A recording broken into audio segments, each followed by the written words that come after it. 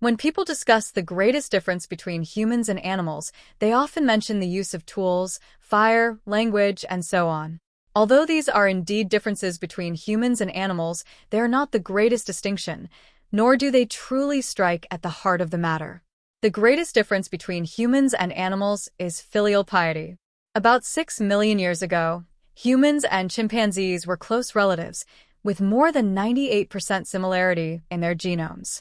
Since humans and chimpanzees share a common ape-like ancestor that lived millions of years ago, the two species should originally have had similar physical abilities.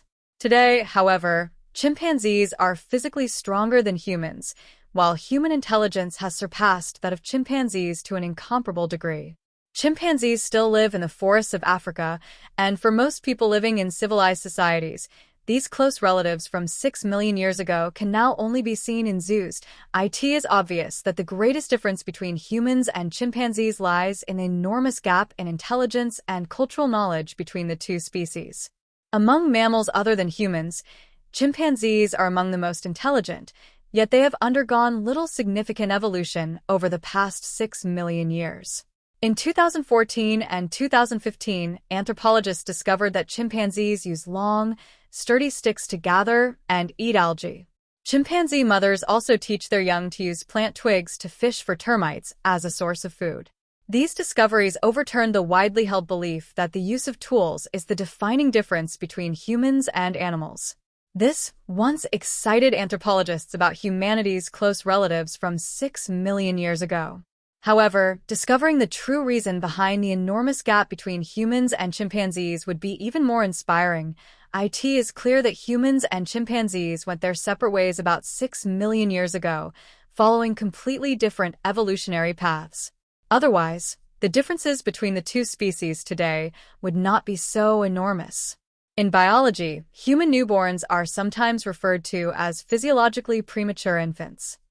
To prevent the larger brains of human babies from causing fatal complications during childbirth for both mother and child, evolution favored the early birth of human fetuses before their skulls became fully hardened and enlarged, thereby reducing the difficulty of delivery.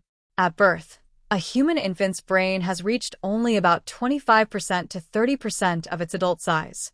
Even so, childbirth remains extremely painful for the mother.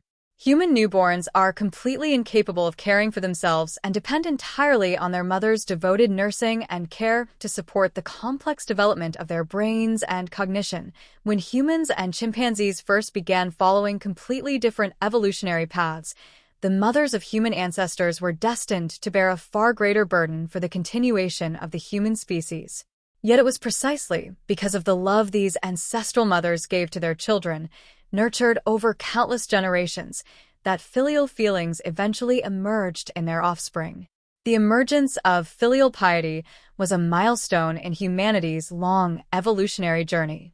It marked a completely different evolutionary path from that of chimpanzees, a path leading toward human civilization. Maternal love is instinctive and inborn.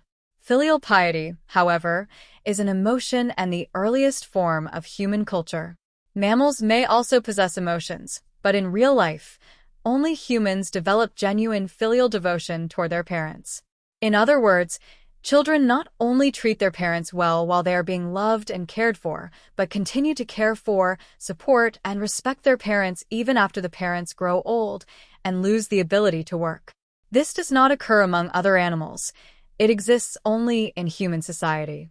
Most animals, once they are capable of surviving independently, leave their parents to seek their own territory. When their parents grow old and lose the ability to forage or hunt, they are often left to perish in the struggle for survival. From that point on, the family as a social structure gradually began to form among human ancestors. Two generations lived together, bound by family affection, no longer easily separating because of hunger or hardship. Each individual became closely connected through kinship, fulfilling their responsibilities and working together for the common good. Without filial piety, it would have been difficult for stable family structures to emerge among human ancestors. By showing filial devotion to their elders, parents not only set an example for their children, but also allowed the next generation to learn early the responsibilities they themselves would one day bear as parents. At the same time, elders received care from their descendants in old age, sparing them the tragic fate of many wild animals that perish once they become too weak to survive. In prehistoric times, elders were often the most knowledgeable and experienced members of the family. Their accumulated survival knowledge, hunting skills, and wisdom were passed down through families from generation to generation, continually expanding and developing. It was through this ongoing accumulation and transmission of knowledge that the human brain gradually evolved and human civilization steadily advanced. Therefore, it can be said that filial piety has run through the entire evolutionary process of humanity, from primitive groups to civilized society. Without filial piety, there could have been no stable family structure. Without stable families, it would have been difficult to sustain the transmission of culture and knowledge across generations. And without the accumulation of culture and knowledge, true human civilization could hardly have emerged after entering civilized society. Humanity gradually escaped the harsh conditions of hunger and cold that burdened its ancestors in primitive times through the power of knowledge and wisdom, eventually becoming the dominant species on Earth. However, with the development of private ownership and the division of labor, although productivity increased greatly and material culture flourished, differences among people in ability, opportunity, wealth, and social status also gave rise to increasingly complex social conflicts. To maintain social stability and moral order, the widespread promotion of education and the improvement of people's cognitive and moral understanding became especially important. Confucius once said, "Wealth and honor are what people desire. If they cannot be obtained in the proper way, one should not accept them. Poverty and low status are what people dislike. If they cannot be avoided in the proper way, one should not escape from them." This reflects the moral principles and code of conduct of a kind and upright person in social life. Confucius founded private education and proposed that education should be provided to all without discrimination, advocating that both nobles and commoners should receive education. Education is not only about learning language and knowledge, but more importantly about accepting moral values centered on benevolence and filial piety. When there are more kind and upright people in society, individuals can live together more harmoniously, and the state will become more stable and orderly. The ancient Chinese primer for children, 3-character classic, begins with the lines, "At birth, human nature is inherently good. Natures are similar, but habits make them different. If not properly taught, one's nature will change." This indicates that family education is crucial to a child's development. If a child learns filial piety from an early age, he or she is more likely to grow into a kind and responsible person.